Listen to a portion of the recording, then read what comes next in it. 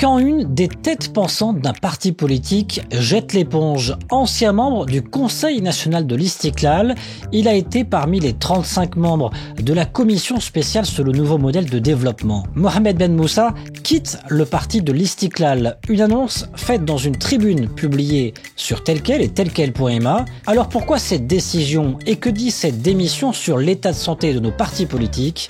Passage au scan. Je suis Landry Benoît, vous écoutez et regardez Le Scan, le podcast actu de Telquel. Et ce lundi 6 février 2023, je reçois Mohamed Ben Moussa. Bonjour. Bonjour Benoît Landry. Vous êtes l'auteur de cette tribune. Pourquoi j'ai décidé de quitter l'Istiklal? Tribune accordée en exclusivité à Telquel. Vous expliquez que cette réflexion, elle n'est pas le fruit du hasard. Cela fait 20 ans que vous étiez au sein du parti de l'Istiklal. Vous avez occupé des fonctions, vous avez été notamment membre du Conseil national de l'Istiklal, vous avez été également membre du bureau exécutif de l'Alliance des économistes de l'Istiklal. On va parler avec vous du choix, de cette réflexion, de votre lieu de destination, mais également peut-être de ce que ça dit de l'état de santé de nos partis politiques. D'abord, comment on passe à l'acte d'une telle décision de « je vais partir » à « ça y est, c'est fini, je claque la porte ». C'est une décision réfléchie. C'est une décision qui a nécessité une longue maturation et qui a nécessité un certain nombre d'analyses par rapport à la réalité du parti auquel j'avais adhéré il y a plus de 22 ans précisément.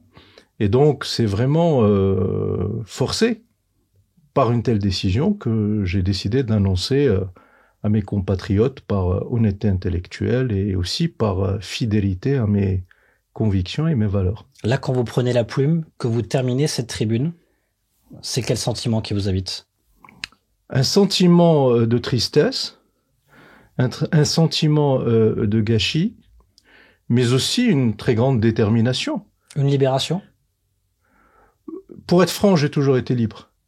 Et j'ai toujours été libre dans mes convictions, dans mes idées, dans mes valeurs, dans mes propres analyses, mes propres évaluations de la situation nationale, qu'elle soit politique, économique, institutionnelle ou d'une nature différente. J'ai toujours été assez libre, fidèle au parti, fidèle au fondateur du parti. Fidèle vous le rappelez d'ailleurs dans cette tribune. Absolument, fidèle à l'idéologie du parti, à ses convictions, un parti nationaliste, patriote, un parti attaché aux institutions du pays, au premier rang desquelles se trouve l'institution monarchique, un parti de centre droit,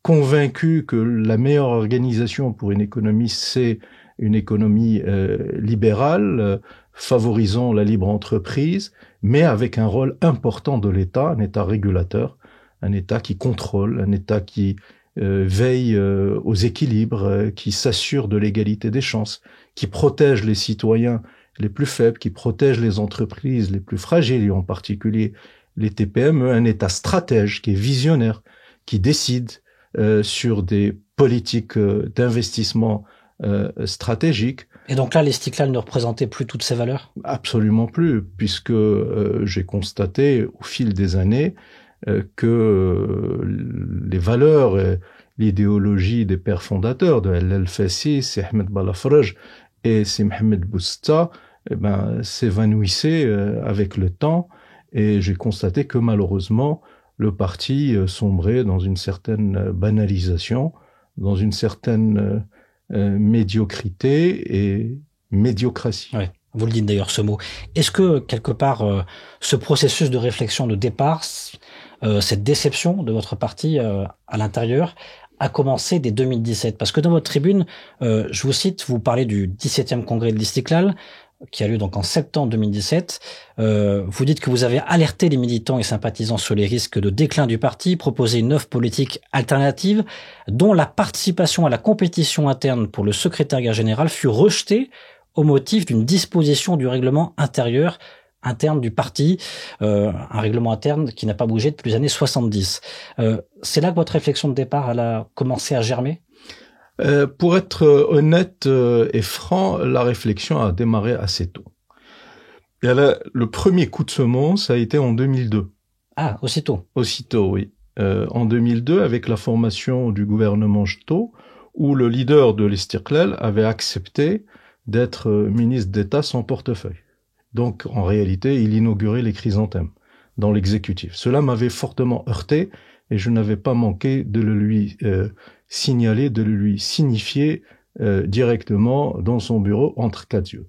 Et ensuite, j'ai constaté que, effectivement, le poids politique de l'Istiqlal allait diminuant, s'amenuisant, son influence politique malheureusement devenait moins prégnante sur la scène politique nationale. Bon, il y a eu des hauts et des bas tout de même. Il y a eu quand même le gouvernement Abbas El-Fassi, et puis effectivement après, sous le gouvernement Ben Kiran, ça a été un peu plus le gouvernement Abbas difficile. El-Fassi est intervenu en 2007, après que son secrétaire général eût été ministre sans portefeuille pendant 5 années. Je ne pense pas que ce soit la meilleure manière de démontrer aux citoyens la capacité à diriger une équipe gouvernementale et à mener les réformes dans notre pays encore cruellement besoin. Mais je voulais simplement dire que la genèse a commencé très tôt.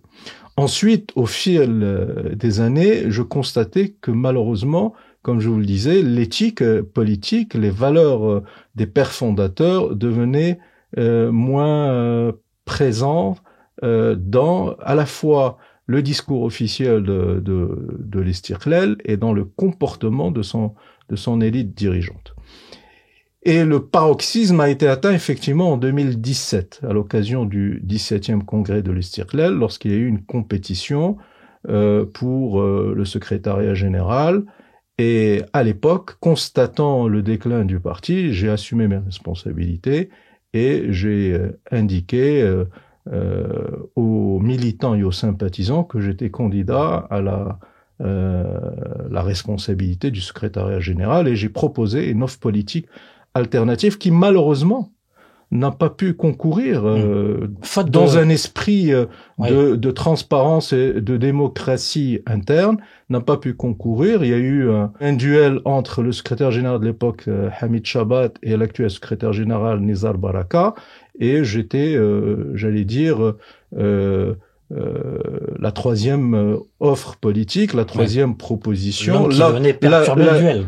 L'outsider qui venait perturber, comme vous dites, le duel, mais c'était pas mon objectif. Mon objectif était réellement de peser sur les décisions politiques et de réellement proposer un autre chemin et donc on vous a dit aux non. militants. Non, c'est pas possible. Et les caciques du parti, les barons du parti ont écarté cette candidature sous l'argument fallacieux qu'elle ne répondait pas au règlement intérieur du parti qui lui-même remontait aux années 70 et qui stipulait que pour être candidat, il fallait être un membre actuel ou antérieur du bureau politique, alors que j'étais membre du Conseil national, qui est l'autorité supérieure du parti, le Parlement du parti. Donc cette candidature n'a pas pu aller jusqu'à son terme et je considérais que c'était un déni de démocratie à l'époque. Le parti a continué à décliner au niveau de la réflexion, au niveau des idées, au niveau des positions politiques, au niveau également de la représentativité de ceux qui en conduisent la destinée. Ouais, d'ailleurs, vous le dites dans votre tribune,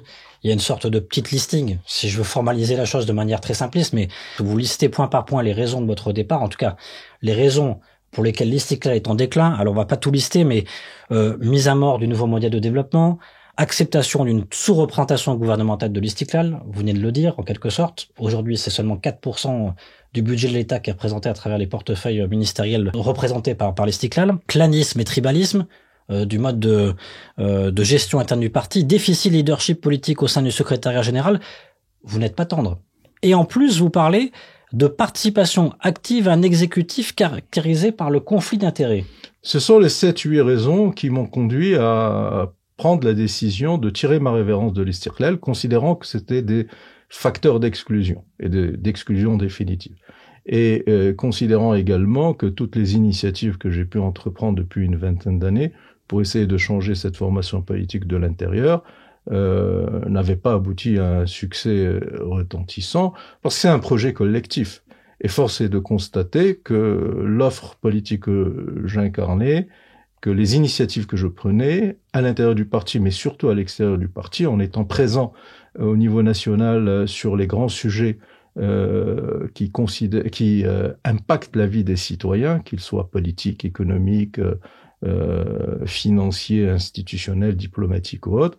Malheureusement, au niveau des militants et des sympathisants de l'Istiqlal et au niveau des dirigeants de l'Istiqlal, l'écho était relativement faible. Et donc j'ai très lucidement fait le constat que ce parti n'était plus réformable. Sur les conflits d'intérêts, pour ceux qui nous écoutent, vous pensez à qui ou à quoi? Ça, c'est une des raisons les plus importantes qui m'ont conduit à quitter le parti de l'Istiqlal, parce que j'ai considéré qu'effectivement, vous avez cité plusieurs raisons, mais une des plus importantes, peut-être la plus importante, c'est d'avoir cautionné la présence de l'Istiqlal dans un gouvernement qui se caractérise par le conflit d'intérêts en son sommet. Et le chef du gouvernement, les Marocains savent bien qu'il est en situation de conflit d'intérêts sur plusieurs sujets, plusieurs dossiers, puisqu'il est lui-même un des principaux hommes d'affaires au niveau national, et cela crée des problématiques de conflit d'intérêts latents, surtout en l'absence d'une réglementation nationale qui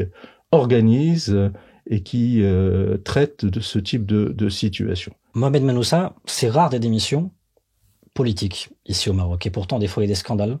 On n'a pas ce processus, cette réflexion de démissionner. Là, c'est pas votre cas.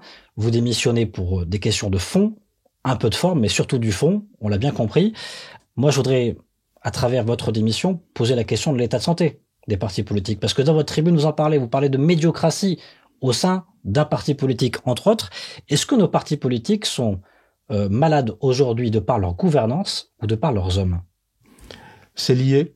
La gouvernance est la résultante de choix d'hommes et de femmes. Et donc, effectivement, il y a des vraies problématiques de gouvernance des partis politiques. Il y a une défiance des citoyens à l'égard de la classe politique et des partis politiques, et je le regrette. Et j'essaye, très modestement, à ma modeste place, à ma modeste mesure, d'essayer d'y remédier. De remettre du sens, de remettre de la vérité, de l'authenticité, du courage politique aussi dans les positions que je défends, de la transparence, de la continuité, de la fidélité, de la loyauté. Pardon, mais Mohamed Manoussa, on a eu quand même plusieurs messages, soit indirects, parfois directs, du roi Mohamed VI concernant les partis politiques et leur mode de gouvernance. Pourquoi ce message n'arrive pas à passer? C'est une question de mindset, d'état d'esprit, de culture. C'est malheureusement le fruit de plusieurs décennies de déviance dans le fonctionnement interne des partis politiques et dans les interférences externes qui ont pu se manifester dans la conduite interne des partis politiques. Alors, je me garderai bien, évidemment, de parler des autres formations politiques que je ne connais pas. J'intègre à peine une nouvelle formation politique où j'ai beaucoup d'amis et que je respecte et on va travailler ensemble. Mais je peux vous dire précisément quel est l'état des lieux de l'Istiqlal. J'ai regretté effectivement que ce parti ait perdu son indépendance décisionnelle. J'ai regretté que le secrétariat général soit mis sous tutelle à la fois interne du fait des problématiques de clanisme, de tribalisme, de népotisme et de relations d'intérêt à l'intérieur du parti, et également sous une tutelle externe qui n'a rien à voir avec les organes de décision du parti. Donc, si on constate la manière avec laquelle les citoyens réagissent par rapport aux sollicitudes des partis politiques, force est de constater qu'il y a effectivement un déficit de confiance. On le voit à travers le taux de participation aux élections nationales, qu'elles soient législatives ou locales. On le voit également dans les sondages d'opinion, dans les expressions d'humeur, dans les évaluations que les citoyens peuvent faire à l'égard de leur classe politique. Malheureusement, il y a un énorme déficit de confiance et je pense qu'effectivement, lorsqu'il y a des responsables politiques qui sont fidèles à leurs valeurs et qui aboutissent à des décisions de nature à acter un divorce définitif lorsqu'il y a dissonance et dissensus entre le comportement des dirigeants d'un parti et les propres valeurs la personne. Je pense que c'est de nature à apporter un peu plus de crédibilité à une certaine catégorie de responsables politiques. Ouais, j'ai oublié quelque chose d'essentiel tout à l'heure en parlant de démission. Très souvent, ici, le mécanisme officiel de démission politique, c'est pour la transhumance politique. Par rapport à cette problématique de la transhumance, c'est une des raisons pour lesquelles j'ai quitté l'Istiqlal. Parce que l'Istiqlal, qui d'habitude était attaché à ses cadres et aux militants, lors des dernières élections législatives de septembre 2021, eh bien, a flanché et a un peu sombré dans ce sport national que vous qualifiez de transhumance politique ou de mercato électoral, et n'a pas hésité à faire appel des notables locaux bien argentés, qui ont des relations, qui ont des moyens financiers pour conquérir, et le terme est indiqué, conquérir des voix. Comme si la démocratie était une compétition à la conquête de voix. C'est pas ma conception de la politique. Et parfois, ça peut même aboutir à des situations dramatiques. Je pense que vous êtes au courant que la presse nationale a fait écho de l'arrestation la semaine dernière d'un député de la nation. Évidemment, tout en respectant la présomption d'innocence, il semblerait qu'il y ait des faisceaux qui ont conduit les équipes de la BNPJ à arrêter cette personne, des faisceaux de participation à un trafic de drogue. Il semblerait, je dis bien et j'utilise le conditionnel, il semblerait qu'il s'agit d'un député de l'Istiqlal. J'imagine que Feu El Fassi, Ahmed Balafraj et Mohamed Bousta doivent se retourner dans leur tombe. Dernière question sur ce volet. Comment on soigne finalement nos partis politiques de l'ensemble de ces maux? Est-ce qu'on peut les soigner? Oui, on peut les soigner de deux manières. D'abord, les citoyens qui peuvent les soigner. C'est une responsabilité collective de nous, Marocains, en ayant un niveau d'exigence encore plus élevé, plus fort à l'égard de la classe politique, en ne tolérant aucune faille dans le devoir de transparence, de rectitude de nos dirigeants politiques et de la classe politique. Et les citoyens ont les moyens pour sanctionner la classe politique qui faillit à ses obligations, c'est d'abord à travers le vote, à des moments particuliers de la vie démocratique nationale, mais aussi à travers un instrument, un outil constitutionnel qui est celui de la pétition. Oui. Outil pourtant oublié, mais voilà. Qui est et donc les citoyens peuvent exercer cet outil, cette voie de recours constitutionnel pour exprimer un mécontentement à l'égard de tel ou tel responsable politique. Mais c'est pas suffisant. Les citoyens ont un rôle fondamental. Mais il faut qu'il y ait un catalyseur. Il faut qu'il y ait une locomotive. La locomotive, c'est l'État. Et l'État doit revoir, j'ai publié des tribunes sur cette question, doit revoir le modèle politique et le modèle de fonctionnement des partis politiques. Et donc, nous avons besoin, vous le savez, nous avons travaillé pendant 18 mois sur un nouveau modèle de développement, mais ce dont nous avons besoin comme étape préalable à la mise en œuvre du nouveau modèle de développement, c'est un nouveau modèle politique, avec des partis politiques revus de fond en comble, modernisés, avec un nouveau corpus législatif et réglementaire qui va garantir la démocratie interne au sein des partis politiques, qui va garantir la transparence financière des partis politiques, qui va interdire le cumul des mandats dans le temps et dans l'espace, qui va réglementer les situations de conflit d'intérêts, qui va également fixer des situations d'incompatibilité de fonctions, et qui va aussi organiser de façon plus transparente les